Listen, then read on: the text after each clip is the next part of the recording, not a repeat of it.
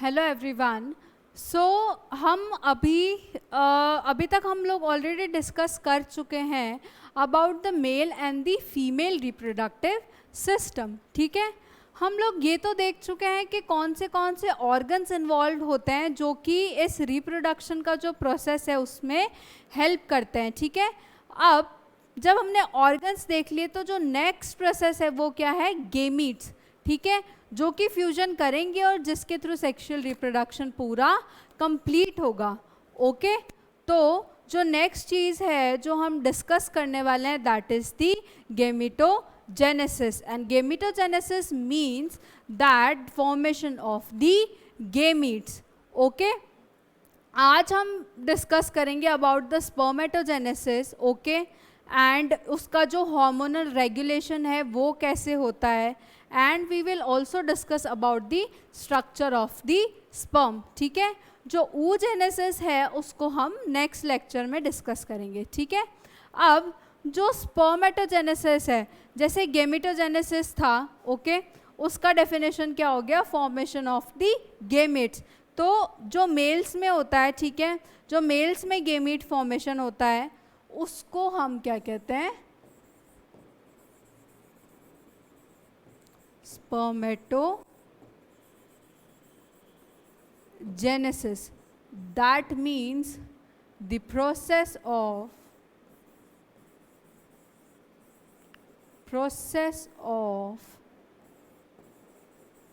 formation of sperms. ठीक है, genesis means बनाना, form करना। ओके, और जिसका भी आगे जेनेसिस हो रहा है, जिसका भी आगे फॉर्मेशन हो रहा है, वो नाम हमेशा क्या होता है? आगे लिखा जाता है। तो spermatogenesis means the formation of the sperms. Okay, now ये हमको पता है अब कि जो स्पर्मेटोजेनेसिस का प्रोसेस है, okay, it takes place inside the testis. और if I have to be more precise तो आईड से कि it takes place in the seminiferous tubules of the testis. ठीक है, तो जो स्पर्मेटोजेनेसिस का प्रोसेस है, where does it take place? It takes place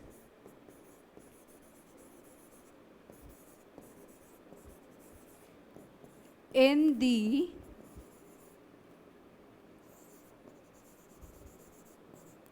seminiferous tubule of the testis। ठीक है, ये क्या होता है? Seminiferous tubule of the testis से बनता है, इसके अंदर बनता है। ठीक है, अब सेमिनिफेरस ट्यूब्यूल्स में क्या थे? इफ़ यू गाइज रिमेंबर, दो तरह के सेल्स प्रेजेंट थे। ठीक है, सेमिनिफेरस ट्यूब्यूल्स में क्या थे? दो तरह के सेल्स प्रेजेंट थे। First one was the germ cells, second one was the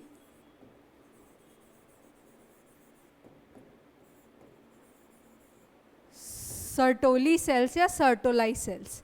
ठीक है, हमने उसी वक्त ये चीज़ देखी थी कि जो मेल जर्म सेल्स हैं जो कि सर्टोली सेल्स को लाइन किए हुए हैं, ठीक है, वो सेल्स क्या होते हैं कि आगे मियोसिस करते हैं और मियोसिस के थ्रू क्या करते हैं? स्पर्म्स बनाते हैं।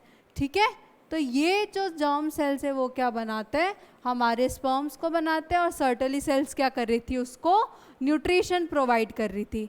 ठीक है, तो सपोज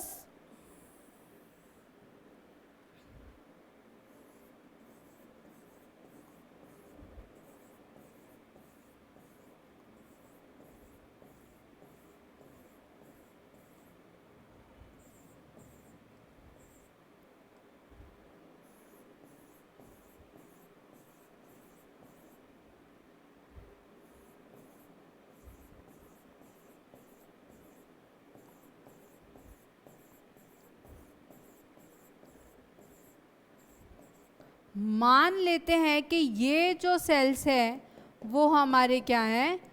जर्म सेल्स हैं।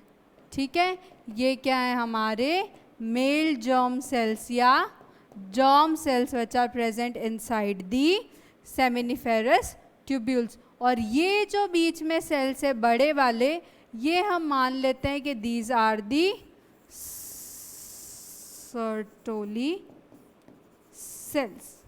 ओके, इसको अपन एक बार क्रॉस सेक्शन में से राउंड में इमेजिन करने की कोशिश करेंगे। ओके, इतना इतना एरिया तो जर्म सेल्स और इसका है, ठीक है।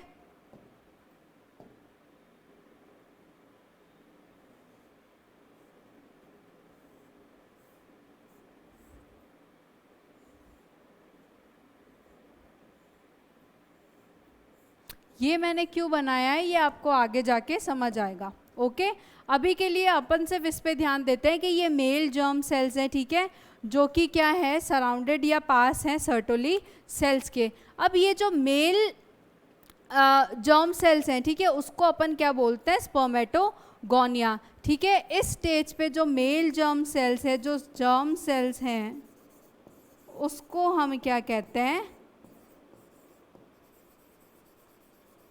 स्पर्मेटोगोनिया। ठीक है, और अगर अपन एक सिंगल सेल की बात करेंगे इसमें तो क्या हो जाएगा, स्पर्मेटोगोनियम।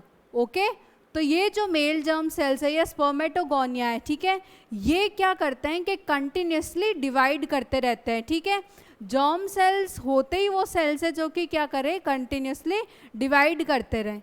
ठीक है, तो ये क्या करते हैं कि अपना कंटिन्यूसली सेल डिवीजन करते रहते हैं। ठीक है, अब इसमें भी क्या हो जाएंगे, दो तरह के सेल्स हो जाते हैं। सपोज ये हमारा एक स्पर्मेटोगोनियम है, ठीक है, ये हमारा क्या है, एक स्पर्मेटोगोनियम है। अब इसमें भी क्या हो जाएंगे, डिवीजन करने के बाद दो तरह के सेल्स बन जाते हैं। सपोज ये एक तरह का सेल है, ये दूसरी तरह का सेल है, टाइप 1 टाइप 2। ठीक है, कुछ सेल्स जो होंगे जो क्या कर रहे हैं, सिर्फ डिवीजन का काम कर रहे हैं। ठीक है, वो डिवीजन करते रहते हैं और इस जो स्पर्मेटोगोनिया का नंबर है, ठीक है, जो मेल जर्म सेल्स का जो जर्म सेल्स का नंबर है उसको मेंटेन किए हुए हैं, उससे क्या कर रहे हैं, ये सिर्फ डिवाइड कर रहे हैं। ठीक है, ये सिर्फ डिवीजन का काम कर रहे हैं। ये इससे बना, ये आगे भी और सेल्स को बनाता रहेगा, तो ये क्या कर रहा है, उस पॉपुलेशन को मेंटेन करके रख रहा है। ठीक है, लेकिन कुछ सेल्स जो हैं, ठीक है, वो इस डिवीजन वाले फेज को छोड़ के क्या करते हैं, ग्रो करते हैं। ठीक है, ये तो एक टाइप 1 था, वो क्या कर रहा है, अपने इस पॉपुलेशन को मेंटेन करने में लगा हुआ है। ठीक है, बन रहा है, बना रहा है, बन रहा है, बना रहा है, बन रहा है, बना रहा है। ठीक है, लेकिन जो ये दूसरा सेल है, ठीक है, ये क्या होता है कि कुछ जो जर्म सेल्स, ठीक है, जो डिवाइड करने के बाद में थोड़े मैच्योर हो जाते हैं। मैच्योर इन द सेंस के जैसे हमने जब माइटोटिक डिवीजन पढ़ा था, ठीक है, तो माइटोटिक डिवीजन में हमने एक और चीज़ पढ़ी थी, या जो डिवीजन है हमने एक चीज़ पढ़ी थी कि जो सेल होता है वो हमेशा डिवाइड करने से पहले क्या करती है, खुद को ग्रो करती है। वो अपने डीएनए जो रेप्लिकेशन होता है उसको क्या करती है, डबल करती है।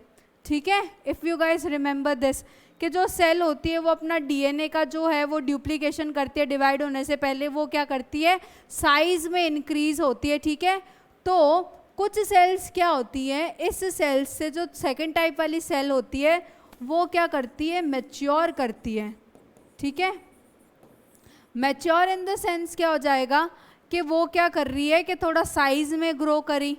ठीक है, साइज में ग्रो करने के बाद उन्होंने क्या किया, अपना डीएनए रेप्लिकेशन किया। ठीक है, क्रोमोसोम का नंबर नहीं, क्रोमोसोम का जो नंबर है वो नहीं डबल हुआ है। ठीक है, सिर्फ उसने अपना डीएनए रेप्लिकेट किया है। जब आप माइटोसिस, मियोसिस, ये जो भी सारी चीज़ें पढ़ रहे होंगे, ठीक है, जो इंटरफेज होता है, जब ये सेल का रेस्टिंग फेज होता है, उसमें सेल हमेशा क्या करती है, अपना डीएनए डबल करती है, कभी भी क्रोमोसोम का नंबर डबल नहीं करती। ठीक है, तो अगर इस सेल में, ठीक है, इस सेल में क्या है, सपोज 2n क्रोमोसोम नंबर है और 2c डीएनए का अमाउंट है। ठीक है, तो अब ये सेल क्या कर रही है, थोड़ी साइज में ग्रो करेगी। ठीक है, थोड़ा ये क्या करेगी, साइज में ग्रो करेगी, प्लस ये क्या करेगी, अपना जो डीएनए का अमाउंट है वो क्या कर लेगी, डबल कर लेगी डिवाइड होने से पहले। ठीक है,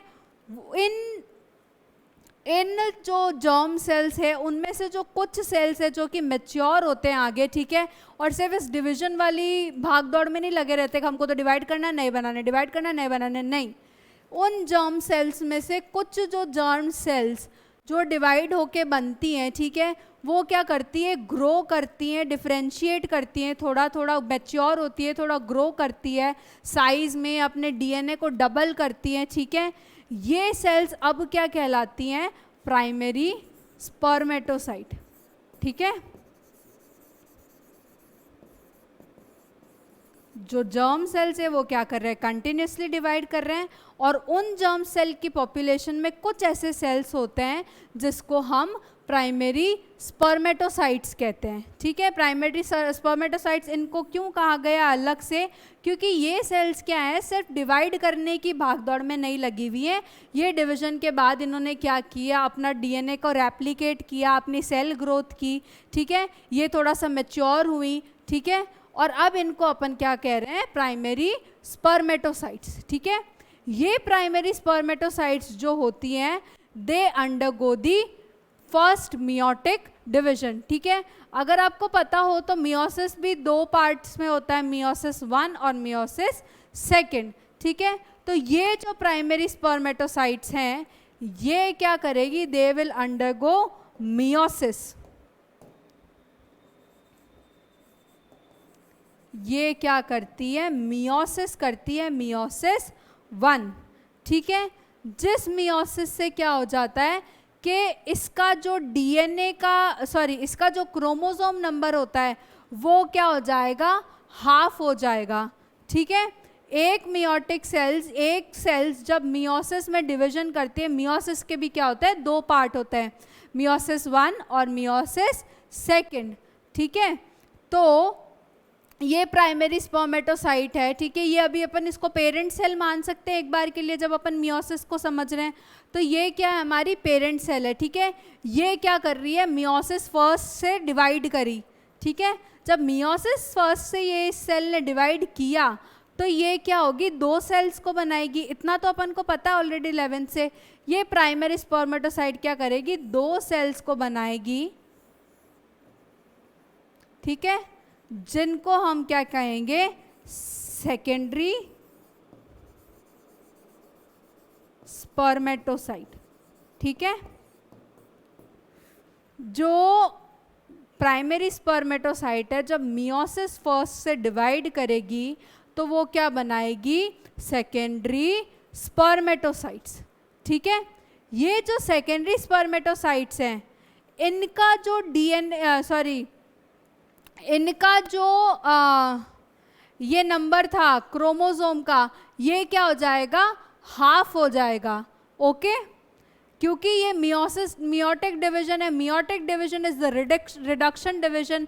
इससे जब भी सेल डिवाइड होता है तो क्या होता है कि जो डॉटर न्यूक्लियाई है उनमें पेरेंट सेल का जो क्रोमोसोम नंबर है उसका डिवाइडेड बाय 2 हो जाता है। हर डॉटर सेल की अगर अपन बात करें तो यहाँ अगर 2n है तो यहाँ ईच डॉटर सेल में क्या क्रोमोसोम नंबर होगा, सिर्फ n, ठीक है। अगर पेरेंट सेल का 2n तो डॉटर सेल्स का nn हो जाएगा, ठीक है। जो क्रोमोसोम मटेरियल है वो यहाँ पे क्या आ जाएगा, आधा हो जाएगा as compare to the parent cell, ठीक है। तो जो प्राइमरी स्पर्मेटोसाइट है वो डिप्लॉइड सेल होती है, लेकिन when it undergoes the meiosis division or the meiotic division first, it becomes a haploid cell, ठीक है। ये अब क्या हो गई है, हैप्लॉइड हो गई है। इसका जो क्रोमोसोम नंबर है वो क्या हो गया है, हाफ हो गया है as compare to the primary spermatocyte, ठीक है।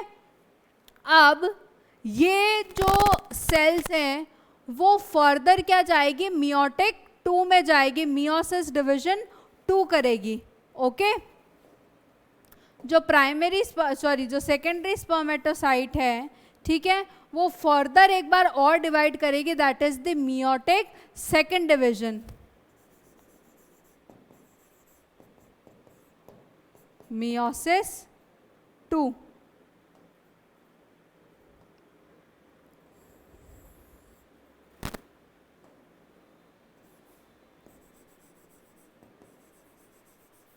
मियोसिस 2, ठीक है।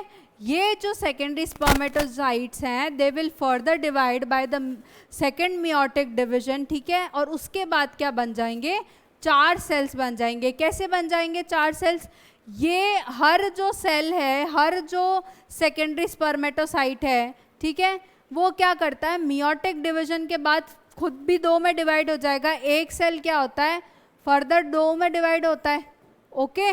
तो इस वजह से क्या हो जाएंगे कि 4 और नए सेल्स बनेंगे, ठीक है, by the meiotic second division.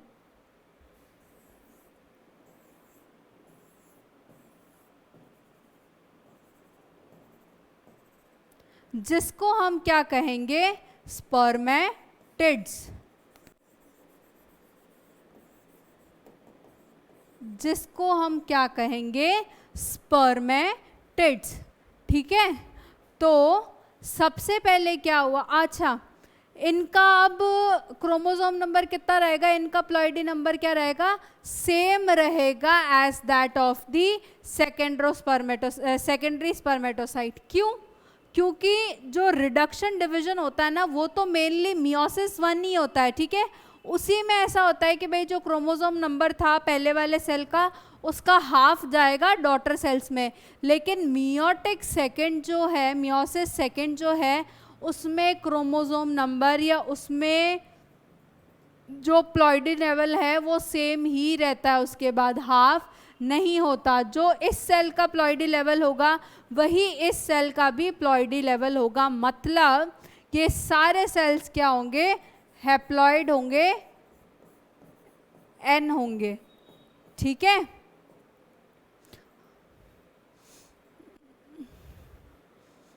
तो ये जो सारे स्पर्मेटिड्स होंगे वो कैसे होंगे, हैप्लॉइड होंगे, ठीक है। अब जो स्पर्मेटोजेनेसिस है, ये प्रोसेस सिर्फ इतना नहीं होता कि स्पर्मेटिड्स बन गया और ख़त्म, ठीक है। इसमें 2 और प्रोसेसेस इन्वॉल्व होते हैं, विच इज़ द स्पर्मियोजेनेसिस और स्पर्मिएशन, ठीक है। स्पर्मियोजेनेसिस क्या होता है, एक बार अपन वापस इन सारी चीज़ों को डिस्कस करेंगे, ओके। अब ये तो था एक ऊपर ऊपर से फॉर्मेशन ऑफ द स्पर्मेटिड्स तक का प्रोसेस, ठीक है। अब इसमें क्या होता है, इस पूरे स्पर्मेटोजेनेसिस में 2 और प्रोसेसेस इन्वॉल्व होते हैं, that is the spermiogenesis and the spermiation, okay. अब स्पर्मियोजेनेसिस क्या प्रोसेस होता है,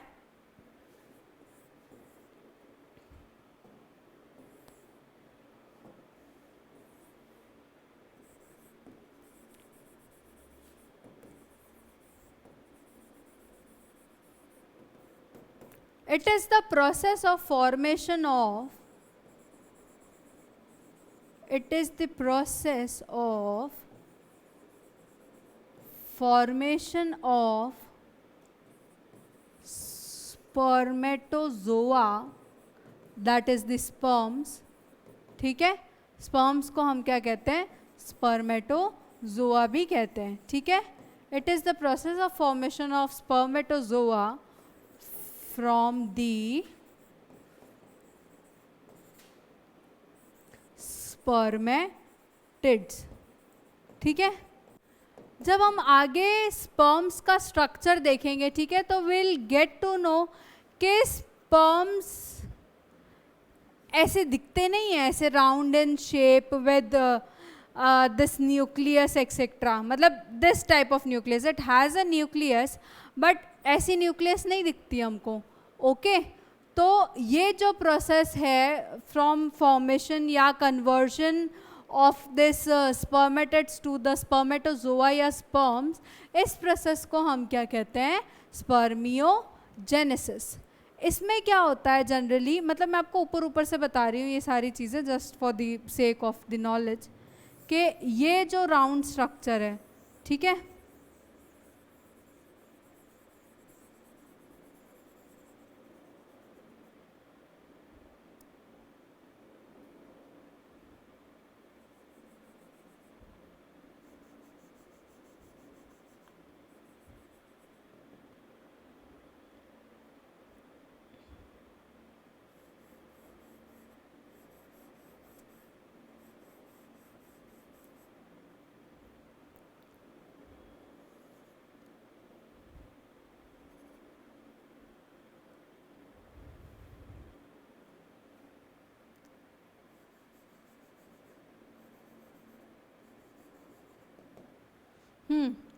सपोज ये एक स्पर्म का स्ट्रक्चर है, ठीक है, जिसमें न्यूक्लियस है, जिसके अंदर डीएनए मटेरियल है और आरएनए है, प्रोटीन है, न्यूक्लियोलस है, गोल्जी एपरेटस है, सेंट्रियोल्स है, एक्सेट्रा एक्सेट्रा सारी चीज़ें, ठीक है। जैसे जैसे क्या होता है कि जैसे अब जब स्पर्म को क्या होता है, जब मोटाइल होना होता है, ठीक है, स्पर्म क्या होता है, एक मोटाइल स्ट्रक्चर होता है, एक मूवेबल स्ट्रक्चर होता है। तो अगर किसी भी चीज़ को मूव करना है, ठीक है, तो उसमें क्या रहेगा, उसका वेट थोड़ा हल्का होना चाहिए ताकि वो क्या कर सके, इजीली मूव कर सके, ठीक है। तो इस वजह से क्या होता है कि ये जो सेल है इसको अपना क्या होता है कि बहुत ज़्यादा वेट लूज़ करना होता है, ठीक है, इसको क्या होता है, अपना बहुत ज़्यादा वेट लूज़ करना होता है, ठीक है। तो ये वेट लूज़ कैसे करता है कि ये धीरे धीरे जो अपनी जो ऑर्गेनल्स है जो कि इसके स्पर्म्स में काम की नहीं है, वो क्या करता है, इसमें वो सारी चीज़ें को हटा देता है। जैसे कि जो न्यूक्लियस है, ठीक है, उसमें हमको पता है कि न्यूक्लियोलस भी होता है, एक नॉर्मल सेल में आरएनए भी होगा, प्रोटीन भी होगा, ठीक है। तो ये क्या करता है कि ये जो स्ट्रक्चर जो उसके अभी काम नहीं आएंगे तो वो क्या कर देता है, उन सबको ख़त्म कर देता है। जैसे न्यूक्लियस हो गया, आरएनए, प्रोटीन्स हो गया, ये सब क्या कर देता है, वो अपने स्ट्रक्चर से एलिमिनेट कर देता है, ठीक है। जो गोल्जी एपरेटस होती है, जो हमारी ऑर्गेनल होती है Golgi apparatus, that remains intact, ठीक है, वो ऐसे कैसे बरकरार रहती है, ओके। ये क्या करती है, फर्दर आगे जाके एक्रोसोम में कन्वर्ट हो जाती है। स्पर्म का स्ट्रक्चर जब हम पढ़ेंगे तो we'll see about the acrosome, ठीक है। स्पर्म का स्ट्रक्चर कुछ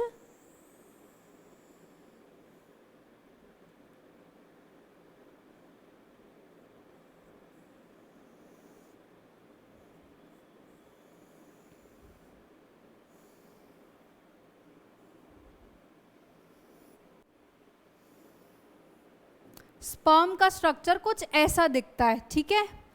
तो इस स्पर्म के स्ट्रक्चर में क्या होता है कि एक एक्रोसोम होता है, ठीक है, जो कि क्या होता है कि गोल्जी एपरेटस, जो हमारी गोल्जी बॉडी होती है, उसके कंडेंसेशन से बनता है, ठीक है।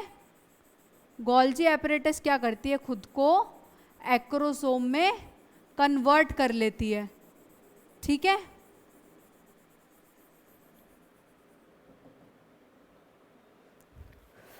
उसके बाद हमारे सेल का जो माइटोकॉन्ड्रिया होता है, ठीक है, it remains the same, okay. ये भी सेल के अंदर आगे ट्रांसफ़र हो जाता है, स्पर्म के अंदर आगे ट्रांसफ़र हो जाता है। जो सेंट्रियोल्स हैं, जो उसका बाकी बल्क साइटोप्लाज्म भी है सेल का, वो क्या करता है कि नीचे वाली साइड में क्या हो जाता है, आना चालू कर देता है, नीचे स्लाइड डाउन होना चालू कर देता है। सेंट्रियोल्स भी हैं तो वो सेल्स के क्या हो जाता है, यहाँ पे प्रेजेंट होते हैं, ठीक है।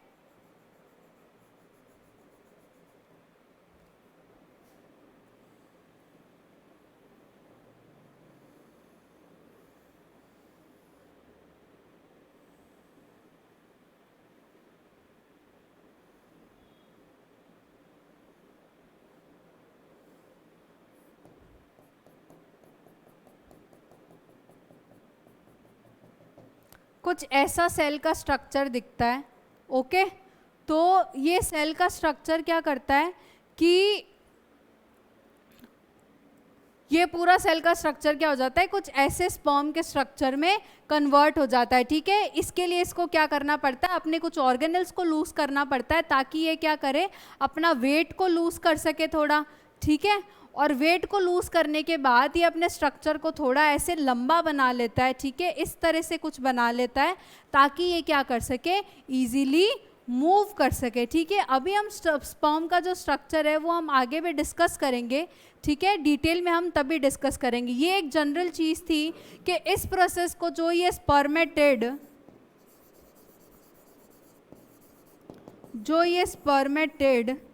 स्पर्मेटोजोआ में कन्वर्ट हुआ है, जो ये स्पर्मेटोजोआ में कन्वर्ट हुआ है, इस प्रोसेस को हम क्या कह रहे हैं, स्पर्मियोजेनेसिस, ठीक है। और स्पर्मियोजेनेसिस में क्या हो रहा है कि जो सेल है वो अपना शेप चेंज करती है स्पर्म्स में कन्वर्ट होने के लिए, प्लस ये क्या कर रही है, प्रोटीन्स, आरएनएज, न्यूक्लियोलस और बाकी जो भी ऑर्गेनल्स है उसको क्या कर लेती है, अपने आप से एलिमिनेट कर लेती है, ताकि इसका जो सेल का वेट है वो क्या हो जाए, थोड़ा सा हल्का हो जाए, so that the sperms can move very easily through the tracts. ठीक है, तो उसके लिए जो स्पर्म को ज़रूरी ऑर्गेनल्स है like mitochondria, the centrioles, the acrosome जो कि क्या बनता है, गोल्जी एपरेटस से बन रहा है, ये सारी चीज़ें वो क्या करता है, अपने पास रख लेता है, ताकि जो एसेंशियल चीज़ें वही रहें, जो नॉन एसेंशियल चीज़ें फॉर द स्पर्म्स वो अपने पास नहीं रहें। ठीक है, तो इस प्रोसेस को हम क्या कहते हैं, spermiogenesis. Okay, now the third process of the spermatogenesis is the spermiation. Okay, now what is spermiation?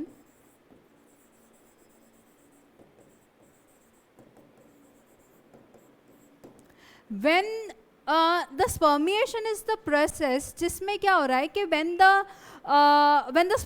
spermiogenesis has taken place already, ठीक है, कि भाई जो हमारा स्पर्म का स्ट्रक्चर था वो completely फॉर्म हो गया है। ओके, उसके बाद ये जो स्पर्म का स्ट्रक्चर है जो मैंने कहा था, मैं आपको बाद में डिस्कस करूंगी, ये जो सपोज ये हमारा जो सेमिनिफेरस ट्यूब्यूल्स है।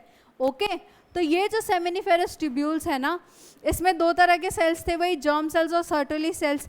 तो जो स्पर्म्स है जब पूरी तरह से बन जाते हैं, जब इनका स्पर्मियोजेनेसिस हो जाता है, ये क्या करते हैं कि अपना जो हेड है उसको क्या कर देते हैं, सर्टोलाई सेल्स के अंदर क्या कर देते हैं, एम्बेड कर देते हैं। ठीक है, उसके अंदर क्या हो जाते हैं, एम्बेड हो जाते हैं, उसके अंदर घुस जाते हैं। ठीक है, तो ये घुस के क्या करते हैं कि ये अपना क्या करते हैं, प्रॉपर न्यूट्रिशन लेते हैं।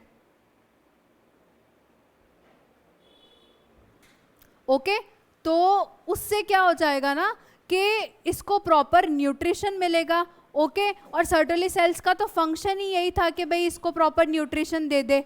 ओके, तो अब इस प्रोसेस को when the sperms are formed after the process of the spermiogenesis, when they embed their head into the Sertoli cells for the nutrition, and this process is known as the spermiation. Okay, they embed their head into the Sertoli cells and then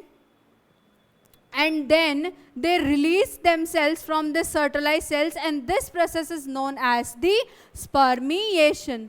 Okay, तो अब अगर अपन एक बार वापस फटाफट से quickly discuss करें कि what does, या एक्चुअली अपन पहले एक बार स्पर्म का स्ट्रक्चर डिस्कस कर लेते हैं। ओके, फिर will discuss about this spermatogenesis, हम एक क्विक रिव्यू लेंगे बाद में। ओके, अब हमने क्या देखा था कि इसमें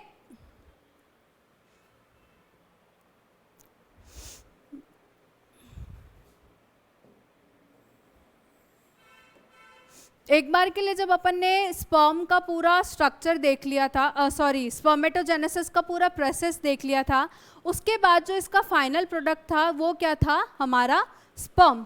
ओके, वो भी मैंने आपको बताया था कि इट लुक्स समथिंग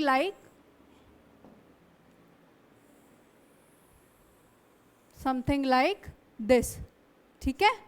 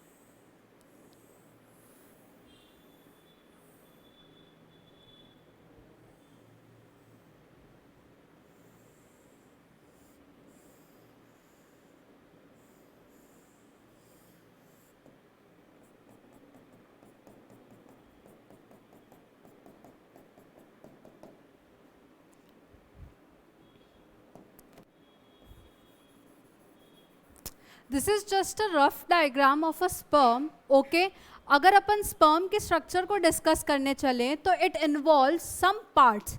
ओके, ये तो हो जाएगा स्पर्म का head part.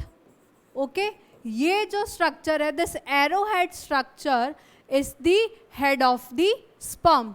Okay this tiny structure here in between is the neck of the sperm. ये तो है स्पर्म का हेड, ये है स्पर्म का नेक.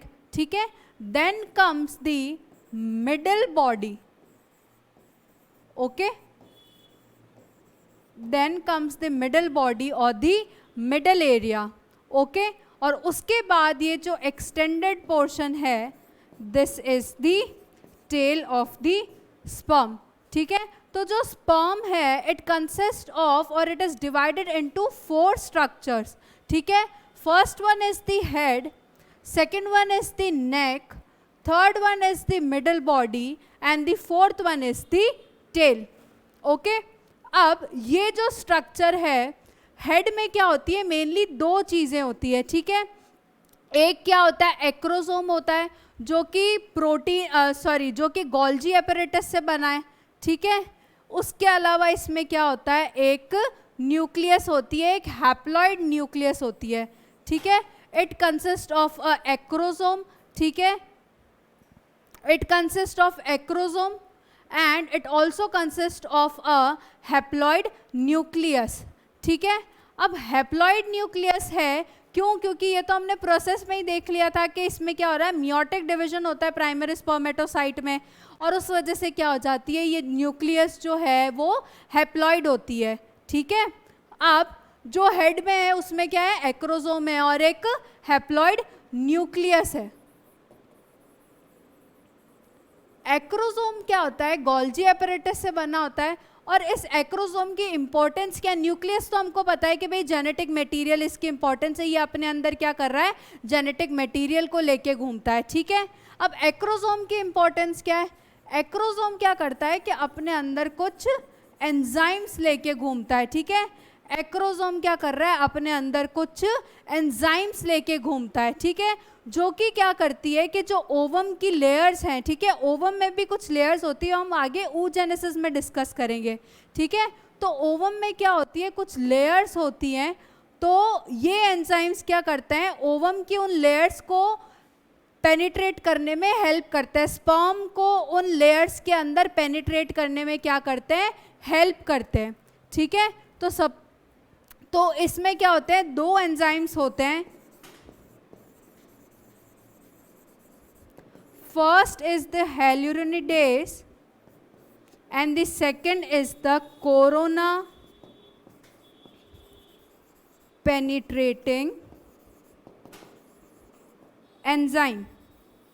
ठीक है, इसमें क्या होते हैं, 2 एंजाइम होते हैं एक्रोसोम में, जो कि क्या करता है, ओवम की जो लेयर्स हैं उसके अंदर स्पर्म को पेनिट्रेट करके उसको फर्टिलाइज करने में हेल्प करता है. ठीक है, फर्स्ट लेयर क्या हो गया, फर्स्ट एंजाइम क्या हो गया, हेल्यूरिनिडेज, सेकंड क्या हो जाएगा, कोरोना पेनिट्रेटिंग एंजाइम. ठीक है, तो हेड में क्या हो गया, 2 स्ट्रक्चर्स हो गए, एक्रोसोम जो कि पेनिट्रेट करने में हेल्प करेगा ओवम में, और सेकंड क्या हो जाएगा, न्यूक्लियस जो कि क्या कर रहा है, जेनेटिक मटेरियल को कंटेन कर रहा है. ठीक है, जो नेक पोर्शन है उसमें it consist of a centriole, pair of centrioles. ठीक है, एक इसमें से क्या हो जाएगा, प्रॉक्सिमल सेंट्रियोल, एक इसमें से क्या हो जाएगा, डिस्टल सेंट्रियोल. ठीक है, प्रॉक्सिमल और डिस्टल सेंट्रियोल्स. ओके, फिर आता है हमारा मिडल पोर्शन या मिडल बॉडी पोर्शन, जिसमें कि ये क्या करता है, कंटेन करता है द माइटोकॉन्ड्रिया. ठीक है, the middle portion consist of a mitochondria. Okay, ये माइटोकॉन्ड्रिया का क्या फंक्शन है, हमको सबको पता है कि जो सेल्स की जो भी एक्टिविटीज़ होती है, ठीक है, उस सेल की एक्टिविटीज़ को एनर्जी कौन देता है, माइटोकॉन्ड्रिया. ठीक है, तो अब जब ये स्पर्म जो है वो एक मोटाइल स्ट्रक्चर है, वो एक मूवेबल स्ट्रक्चर है, तो उसको मूव करने के लिए क्या चाहिएगी, कुछ एनर्जी चाहिएगी. ठीक है, तो वो एनर्जी इसको कौन देगा, माइटोकॉन्ड्रिया देगा. ठीक है, अब इस माइटोकॉन्ड्रिया के आसपास क्या होता है, कुछ साइटोप्लाज्म प्रेजेंट होता है. ओके, माइटोकॉन्ड्रिया के आसपास क्या होता है, कुछ साइटोप्लाज्म प्रेजेंट होता है, और इस साइटोप्लाज्म को हम इंसेक्ट्स में क्या कहते हैं, नेबनकन, ओके।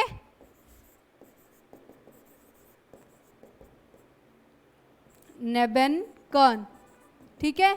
इस साइटोप्लाज्म को जो को माइटोकॉन्ड्रिया के क्या पड़ा है, अराउंड पड़ा है, ठीक है। ये जो खाली स्पेसेस आपको बीच में दिख रही है, ये साइटोप्लाज्म को हम जो इंसेक्ट्स होते हैं उनमें इसको क्या बोला जाता है, नेबनकन बोला जाता है, ठीक है।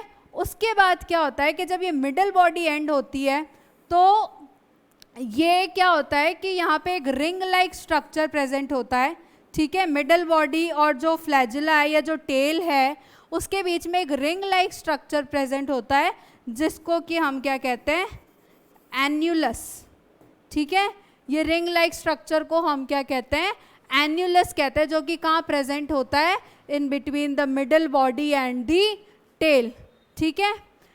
फिर ये तो बात है मिडल बॉडी की, then comes the tail of the sperm, ठीक है। It contains an axial filament, ठीक है, या ये क्या होता है, फ्लैजिला कह सकता है, फिलामेंट कह सकते हैं, ठीक है। ये क्या करता है, इसको मूव करने में हेल्प करता है, ठीक है। इसका फंक्शन क्या है, मोटिलिटी ऑफ दी स्पर्म, ठीक है। तो ये क्या था हमारा structure of the sperm, okay. सबसे पहले क्या था, इसका हेड था जिसमें कि एक्रोसोम है, ओके। नीचे क्या है, इसकी हैप्लॉइड न्यूक्लियस है। यहाँ से क्या कर रहा है कि इसका हेड खत्म होता है, ठीक है, जिसमें एक्रोसोम है और न्यूक्लियस है। अब जो सेकंड पार्ट है वो क्या हो जाएगा, neck of the sperm. It consist of 2 centrioles, that is the proximal centriole and the distal centriole, okay. Third part comes the this middle piece या मिडल बॉडी, ठीक है। It consist of a mitochondria, ठीक है। इसमें जो क्या होता है, माइटोकॉन्ड्रिया होता है जो कि क्या कर रहा है, एनर्जी प्रोवाइड करता है for the sperms to move, okay. The fourth structure that is present is the ring like structure that is present between the middle piece and the tail, ठीक है। उस स्ट्रक्चर को हम क्या कहते हैं, एन्युलस कहते हैं या रिंग सेंट्रियोल भी कहते हैं, okay. One more thing that I forgot to mention, I did mention that जो सेंट्रियोल प्रेजेंट होता है, नहीं सॉरी, जो साइटोप्लाज्म प्रेजेंट होता है इंसेक्ट्स वगैरह में उसको हम निबंकन कहते हैं, लेकिन जो साइटोप्लाज्म ह्यूमन स्पर्म्स के अंदर प्रेजेंट होता है जो माइटोकॉन्ड्रिया के साथ साथ, उसको हम मैंचेट बोलते हैं, ठीक है। इस साइटोप्लाज्म को जो कि मिडल पीस में प्रेजेंट है माइटोकॉन्ड्रिया के साथ में, इसको हम क्या बोलते हैं, मैंचेट बोलते हैं, ठीक है। और ये क्या है, एक्सियल फिलामेंट है, ठीक है। एक्सियल फिलामेंट क्या होता है कि फ्लैजिला लाइक स्ट्रक्चर होता है या फ्लैजिला ही कह लो, ठीक है। ये क्या करता है, सेंट्रियोल से एक्सटेंड होता है, सॉरी सेंट्रियोल से एक्सटेंड होता है नीचे तक, ठीक है। और ये क्या करता है, सेल को मूव करने में हेल्प करता है, ओके। और इसका क्या होता है, 9+2 अरेंजमेंट होता है माइक्रोट्यूब्यूल्स का। हमने जब सीलिया और फ्लैजिला पढ़ा था तो हमने माइक्रोट्यूब्यूल्स का अरेंजमेंट पढ़ा था, ठीक है। तो इसमें जो है वो फ्लैजिला का जो अरेंजमेंट है, जो माइक्रोट्यूब्यूल अरेंजमेंट है, वो क्या हो जाएगा, 9+2। 9 तो हो जाएंगे पेरीफेरी में माइक्रोट्यूब्यूल्स और 2 क्या हो जाएंगे सेंटर में, ठीक है। अब ये था structure of the sperm. This was all about the structure of the sperm. I hope you guys understood everything. And in the next class, we'll discuss about the regulation of the spermatogenesis, and then we will start with the oogenesis process. Okay? Thank you.